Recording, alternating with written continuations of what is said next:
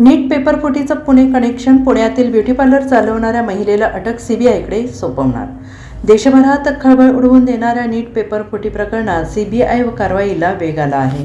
नाशिकमधून काल दोघांना पोलिसांनी ताब्यात घेतलेलं आहे. नाशिकमधून दोघांना ताब्यात घेतल्यानंतर आज पुण्यातून एका महिलेला ताब्यात घेण्यात आलेलं आहे. नीटचं नाशिक कनेक्शन समोर आल्यानंतर तपासात पुणे पोलिसांनी आज पहाटे मनीषा वाघमारे या महिलेचा ताबा घेतला आहे. या संबंधित महिला ब्युटी पार्लर चालवत असल्याची माहिती पोलिसांनी दिलेली आहे.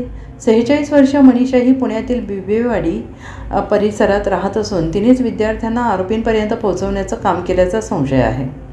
नीट पेपरफुटी प्रकरणात पुणे पोलिसांनी एका महिलेला ताब्यात घेतलेला आहे. संबंधित महिलेनं विद्यार्थ्यांना आरोपींपर्यंत पोहोचवल्याचा संशय असल्याने पोलिसांनी चौकशीसाठी महिलेला ताब्यात घेतलेला आहे. अहिल्यानगरमधून अटक करण्यात आलेल्या धनंजय लोखंडे याला ही महिला मदत करत असल्याचा संशय पोलिसांना आहे. तसेच विद्यार्थ्यांना धनंजय लोखंडेपर्यंत पोहोचवण्याचे काम मनीषा करत असल्याची माहिती तपासातून समोर आली. या कारवाई दरम्यान पोलिसांनी तिच्याकडून एक मोबाईल लॅपटॉप जप्त केला आहे. धनंजय लोखंडे आणि मनीषा वाघमारे यांच्यातील काही व्हॉट्सॲप कॉल्स आणि मेसेज पोलिसांच्या हाती लागल्याची माहिती आहे.